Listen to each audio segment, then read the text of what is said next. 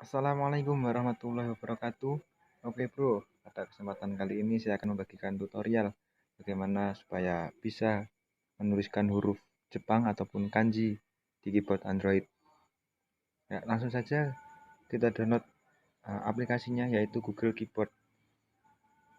Nah, sebenarnya eh, mungkin sebagian HP sudah ada yang langsung bisa, tapi ada sebagian juga yang tidak bisa atau mungkin belum lengkap huruf-huruf, maka saya sarankan untuk menginstal Google Keyboard.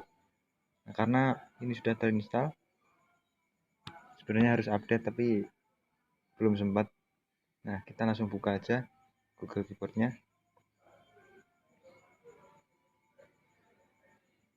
Nah, ini sebenarnya ada tampilan pertama, tapi karena saya telah menginstalnya, tinggal pilih metode masukan untuk mengubah default keyboardnya, pindah ke Google Keyboard. Langsung saja kita pilih bahasa, kita tambahkan keyboard, kita cari bahasa Jepang. Oke, ini dia. Dan di tampilan kali ini ada 12 tombol, QWERTY, tulis tangan, dan godang. Kalau kalian sudah hafal huruf hiragana katakana, kalian boleh langsung coba 12 tombol, tapi untuk mudahnya QWERTY juga kita pilih keduanya. Selesai. Langsung kita bisa buktikan.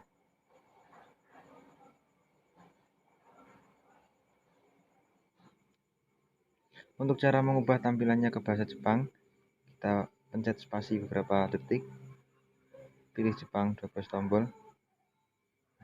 Untuk yang kali ini, contoh saya berikan na. Nah, ini kalau ke kanan ne, kalau ke atas nu, kalau ke kiri ni, ke bawah no, dengan cara ditekan dan digeser. Untuk mengubahnya, kita tekan spasi lagi, QWERTY, dan kita bisa menuliskannya di sini. Contoh kalau untuk menulis nama orang, Budi, Bu. Ya, ini Budi. Kalau untuk menulis kanji, langsung otomatis muncul di sini.